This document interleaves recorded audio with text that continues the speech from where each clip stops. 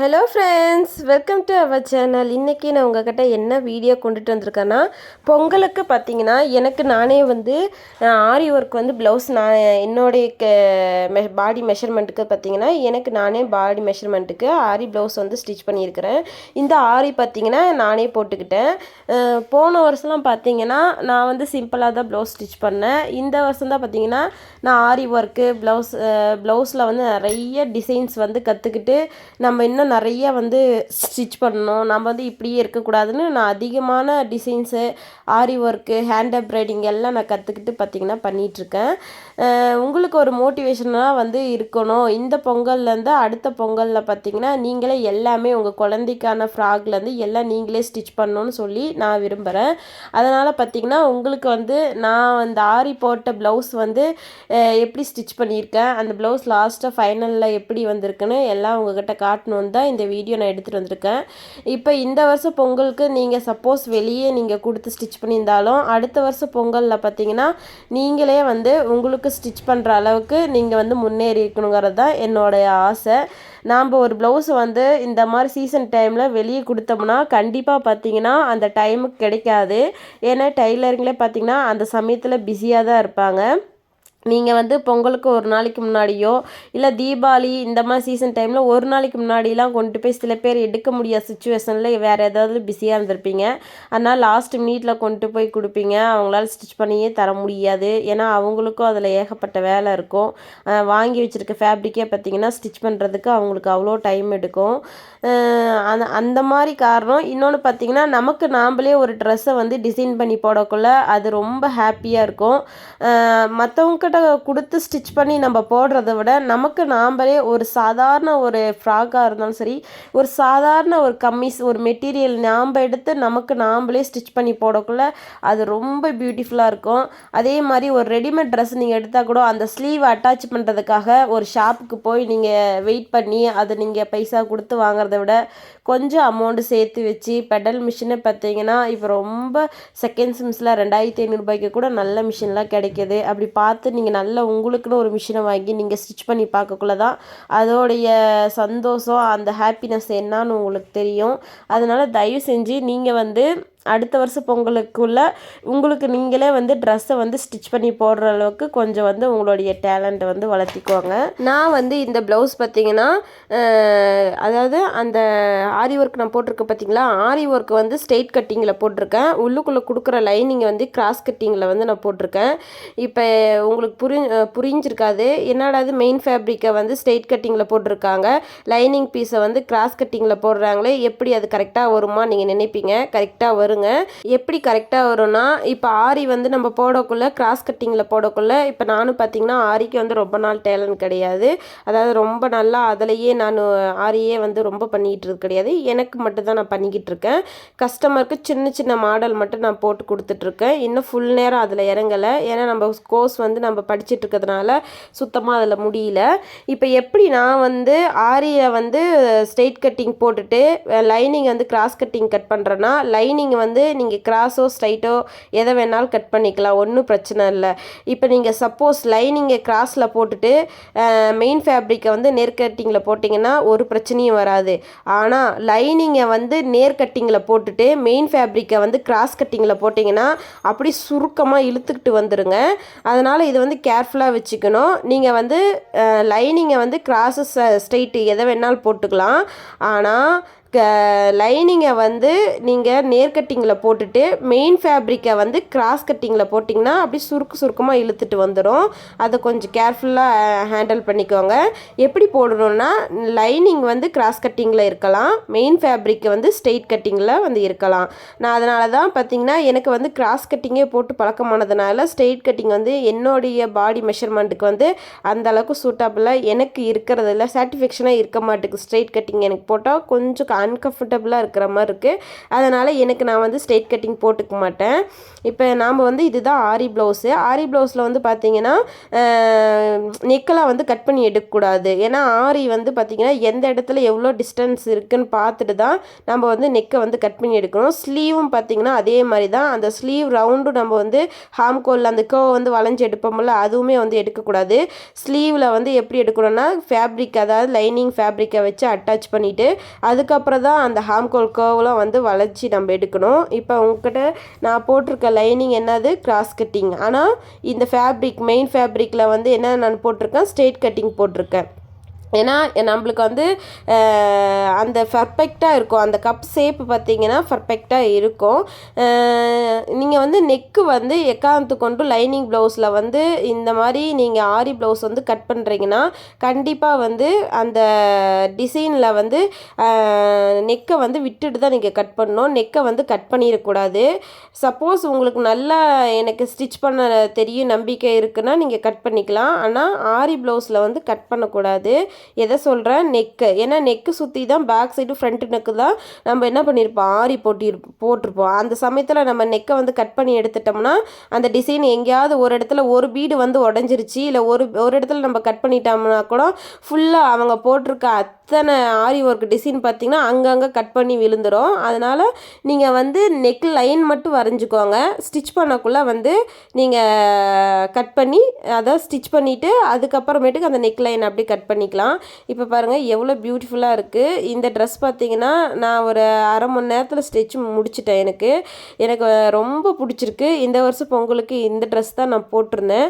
பொங்கல் முடிஞ்சு ஒரு வாரம் கழிச்சு தான், 1.5 வாரம் கழிச்சு தான் இந்த வீடியோ பார்த்திங்கன்னா நான் உங்களுக்கு வந்து வாய்ஸ் ஓவரே கொடுக்குறேன். ரொம்ப பியூட்டிஃபுல்லாக இருக்குங்க. எனக்கு ரொம்ப பிடிச்சிருக்கு. இதுதான் எனக்காக நான் போட்ட முதல் ஆரி ப்ளவுஸு.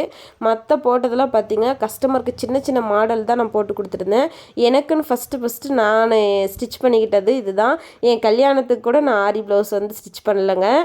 நார்மல் ப்ளவுஸ் தான், சும்மா பேட்ச் ஒர்க் வச்சு தான் வெளியே கொடுத்து தான் நான் பண்ணியிருந்தேன். சப்போஸ் நான் இந்த தொழிலில் அப்பயே இருந்திருந்தேன்னா இன்னைக்கு கல்யாணம் 8-9 வருஷம் ஆயிடுச்சு. அப்பயே இருந்ததுன்னா நான் நல்லா வந்து எனக்காக நான் பண்ணியிருந்திருப்பேன். அந்த மாதிரி நான் எதுக்காக இந்த வீடியோ உங்களுக்கு போடுறேன்னா, உங்களுடைய ப்ளவுஸை நீங்களே வந்து ஸ்டிச் பண்ண பழகுங்க. தப்போ ரைட்டோ நமக்கு நாம்ளே ஸ்டிச் பண்ணணும். அதுதான் வந்து பார்த்திங்கன்னா நல்ல ஒரு சாட்டிஸ்ஃபேக்ஷனாக இருக்குது. நீங்கள் வெளியே கொடுத்து பண்ணுறத விட நம்ம ப்ளவுஸ் நாம்ளே பண்ணணும். ட்ரை பண்ணி பாருங்கள். வராதுன்னு சொல்லி பயந்துட்டு பண்ணாமலாம் இருக்காதீங்க.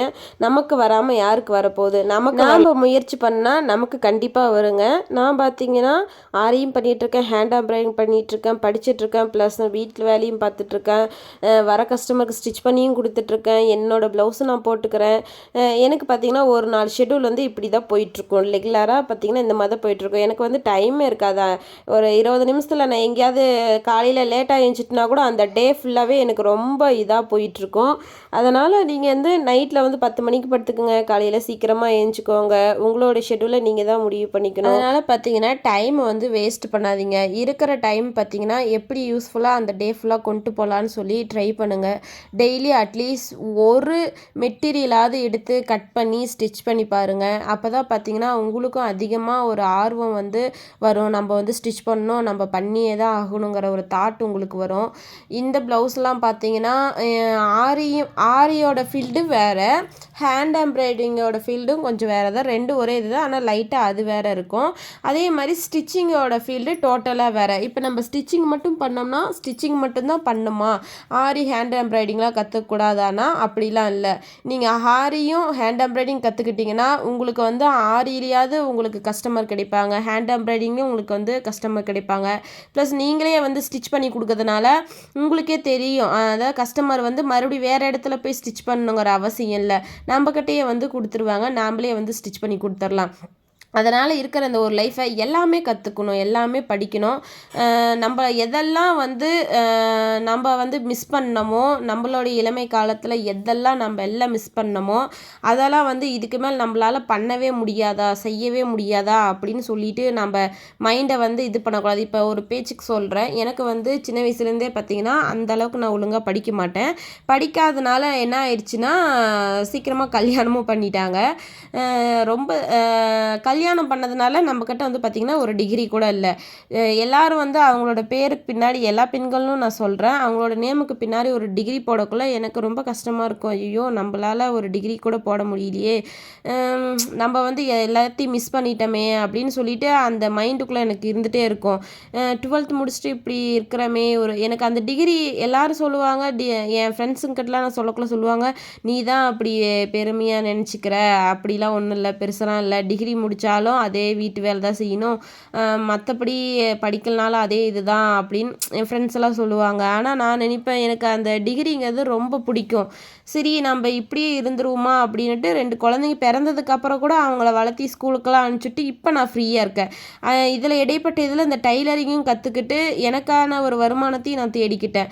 இப்போ வந்து நான் என்ன பண்ணுறேன்னா ஃபேஷன் டிசைனிங் படிச்சுட்ருக்கேன், காஸ்டியூம். அதாவது எனக்கு இந்த காஸ்டியூம் மேலே இருக்கிற ஒரு ஈடுபாடு வந்து பார்த்திங்கன்னா வேறு எந்த ஒரு இதுலேயுமே எனக்கு வரமாட்டேங்குது. என்னோடய தாட் ஃபுல்லாக ஒரு டிசைனை உருவாக்கணும், புதுசாக ஒரு டிசைன் வந்து நம்ம ட்ரை பண்ணணும் அப்படிங்கிற தாட்லேயே தான் எனக்கு இருக்குது. அதனால் இப்போ நான் வந்து இந்த கோர்ஸ் வந்து எடுத்து நான் படிச்சிட்ருக்கேன். நமக்கு இதில் எக்ஸாம்லேருந்து எல்லாமே இருக்குது. இப்போ இந்த இதில் கூட சில பேர் என்னை கேட்டாங்க, எனக்கு அது ரொம்ப ஹர்ட் ஆச்சு. நீ பேசாமல் வீட்டிலே இருக்க வேண்டியது தானே, உனக்கு எதுக்கு இது தேவையில்லாது அப்படின்னு இப்போ கூட சமயத்தில் ஒரு 1 வீக் முன்னாடி கூட கேட்டாங்க. அதாவது அந்த பர்சனுக்கும் என் லைஃபுக்கும் ஒரு சம்மந்தமும் கிடையாது. ஆனால் கேட்குறாங்க, நீ வீட்டில் இருக்க வேண்டியது தானே, உனக்கு எதுக்கு இதெல்லாம் நீ படிச்சுட்ருக்கன்னு கேட்குறாங்க. இந்த மாதிரி நம்மளோட லைஃப்பில் அடுத்தவங்க வந்து கேள்வி கேட்குறவங்கள தூக்கி அப்படியே டஸ்ட்பின் பக்கத்தில் வச்சுட்டு நம்ம லைஃப்பை நம்ம முன்னோக்கி போய்கிட்டே தான் இருக்கணும். உங்களே யாராவது ஹர்ட் பண்ணுற மாதிரி இல்லை சில விஷயங்கள் பிடிக்காத உங்ககிட்ட நடந்துக்கிறாங்க, பேசுகிறாங்கன்னா அவங்கள அப்படியே தூக்கி ஓரமாக வச்சுட்டு குப்பையாக அவங்கள சேர்த்துட்டு நம்மளோட வாழ்க்கைக்கு நம்மளுக்கு எது முக்கியமோ அதை தான் நம்ம எடுத்துக்கணும். அடுத்தவங்க அதை சொல்கிறாங்க இதை சொல்கிறாங்க, ஐயோ நம்மளுக்கு எதுவுமே வரமாட்டேங்குதுன்னு நினச்சி ஃபீல் பண்ணாதீங்க. வயசு இருக்குது, அதாவது என்ன சொல்கிறேன்னா நம்ம வயசு நம்மக்கிட்ட தான் இருக்குது, நம்ம மனசில் நம்ம எப்பயுமே இளமை தான். அதே மாதிரி நம்ம லைஃப்பை நாம் தான் முடிவு பண்ணணும், அடுத்தவங்கள வந்து முடிவு பண்ண விடவே கூடாது. நம்மளுக்கு எது பிடிச்சிருக்கு அப்படின்னு நமக்கு தான் தெரியும். அடுத்தவங்களுக்கு அதை புரிய வச்சாலும் அவங்க புரிஞ்சிக்க மாட்டாங்க, அவங்க புரியணுங்கிற அவசியம் கூட நமக்கு இல்லை. அதனால் தயவு செஞ்சு நீங்கள் வந்து இந்த ஃபீல்டை கற்றுக்கணும்னு முடிவு பண்ணிட்டீங்கன்னா கண்டிப்பாக கற்றுக்கோங்க. அடுத்த வருஷம் பொங்கலுக்கு பார்த்தீங்கன்னா பொங்கல் ஆர் தீபாவளி என்ன ஃபெஸ்டிவல் நெக்ஸ்ட்டு வருதோ அந்த ஃபெஸ்டிவலுக்கு பார்த்தீங்கன்னா நீங்களே வந்து ஒரு டிசைன் வந்து ப்ளவுஸ் வந்து ஸ்டிச் பண்ணி போடுங்க. Design blouse or kameez chudis எதாக இருந்தாலும் உங்களுக்கு நீங்களே பண்ணிக்கோங்க. அதே மாதிரி பார்த்தீங்கன்னா ஒரு ப்ளவுஸ் நீங்கள் ஸ்டிச் பண்ண ஆரம்பிச்சிட்டிங்கன்னா அந்த ப்ளவுஸில் பார்த்தீங்கன்னா எந்த மாதிரி நீங்கள் டிசைன் போடுறதுன்னு ஒரு முடிவு பண்ணிட்டீங்கன்னு வச்சிங்களேன், நிறைய சர்ச் பண்ணி பாருங்கள்.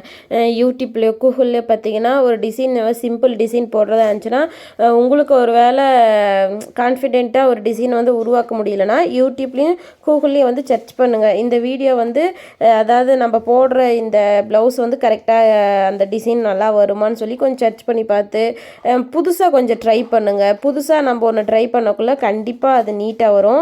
இப்போ பார்த்தீங்கன்னா இந்த ப்ளவுஸில் பார்த்தீங்கன்னா மெயின் ஃபேப்ரிக் வந்து நேர் கட்டிங் ஸ்ட்ரெயிட் கட்டிங் போட்டிருக்கோம். உள்ளுக்குள்ளே கொடுத்துருக்க லைனிங் வந்து கிராஸ் கட்டிங் கொடுத்துருக்கேன். எனக்கு உடம்புல வந்து போடக்குள்ளே அவ்வளோ பியூட்டிஃபுல்லாக ரொம்ப கம்ஃபர்டபுளாக இருந்தது. நீங்களும் வந்து புதுசாக ட்ரை பண்ணக்குள்ளே இந்த மாதிரி ட்ரை பண்ணுங்கள். அதாவது லைனிங் வந்து கிராஸ் கட்டிங், மெயின் ஃபேப்ரிக் வந்து நேர் கட்டிங் அந்த மாதிரி நான் போட்டிருக்கேன். ஆனால் எக்காரணத்துக்கு கொண்டு பார்த்தீங்கன்னா லைனிங் கிராஸ் கட்டிங் போடக்குள்ளே மெயின் ஃபேப்ரிக் வந்து கிராஸ் கட்டிங்கில் போடக்குள்ள லைனிங் வந்து நேர் கட்டிங்கில் இருக்கக்கூடாது. அதனால் அதெல்லாம் கொஞ்சம் பார்த்துக்கோங்க. உங்களுக்கு வந்து இந்த வீடியோ வந்து மோட்டிவேஷனலாக இருக்கணுங்கிறதுக்காக தான் இந்த வீடியோ வந்து பார்த்திங்கன்னா நான் எடுத்திருக்கேன். பொங்கல் அப்போவே வந்து பார்த்திங்கன்னா இந்த வீடியோ நான் எடுத்துட்டேன். ஆனால் எடிட்டிங் பண்ணி கொஞ்சம் வாய்ஸ் ஓவரில் கொடுக்கறதுக்கு ஒரு 1.5 வீக் மேலே ஆயிடுச்சு. அடுத்த வருஷம் பொங்கலுக்கு கண்டிப்பாக பார்த்திங்கன்னா பொங்கலுங்கிறத வர தீபாவளிக்குலாம் உங்களுக்கு நீங்களே தான் உங்களோட காஸ்டியூமை வந்து ரெடி பண்ணணும். இந்த வீடியோ பார்க்குறவங்களுக்கு யாராக இருந்தாலும் சரி, இதுக்கு மேலே நம்ம வெளியே நம்ம ட்ரெஸ்ஸு கொடுத்து ஸ்டிச் பண்ணக்கூடாது, நமக்கு நாம் தான் ஸ்டிச் பண்ணிக்கணுங்கிற முடிவு நீங்கள் எடுப்பீங்கன்னு நான் ரொம்ப நம்புகிறேங்க. உங்களுக்கு இந்த வீடியோ வந்து பார்த்திங்கன்னா மோட்டிவேஷனலாக இருக்கும்னு சொல்லி நான் ரொம்ப நம்புகிறேன். ஏன்னா எனக்கு இந்த மாதிரி மோட்டிவேஷன் பண்ணுறதுக்கு யாரும் இல்லை. உங்களுக்கு மோட்டிவேஷன் பண்ணுறதுக்கு நான் இருக்கேன். ஏதாவது ஒரு சமயத்தில் நீங்கள் சோர்ந்து போயிட்டீங்க, இந்த ஃபீல்டில் எனக்கு ஒரு மாதிரி சோர்வாக இருக்குது, எப்படி வந்து இது பண்ணுறதுன்னு தெரியல, ஐடியா தெரியலனா கீழே கமெண்ட் பாக்ஸில் கமெண்ட் பண்ணுங்கள். உங்களுக்காக நான் வந்து பார்த்திங்கன்னா வீடியோ ரெடி பண்ணி அடுத்த வீடியோ நான் உங்களுக்கு போடுறேன். எப்பயுமே பார்த்திங்கன்னா நம்ம ட்ரெஸ்ஸை நாம் தான் உருவாக்கணுங்கிற தாட் நம்ம என்னைக்கு மைண்டுக்கு கொண்டு வரமோ அன்னையிலேருந்து நாம் தான் ஒரு டிசைனர், நமக்கு தான். சரிங்க, தேங்க்ஸ் ஃபார் வாட்சிங். இந்த வீடியோ உங்களுக்கு பிடிச்சிருக்குன்னு நான் நம்புகிறேங்க.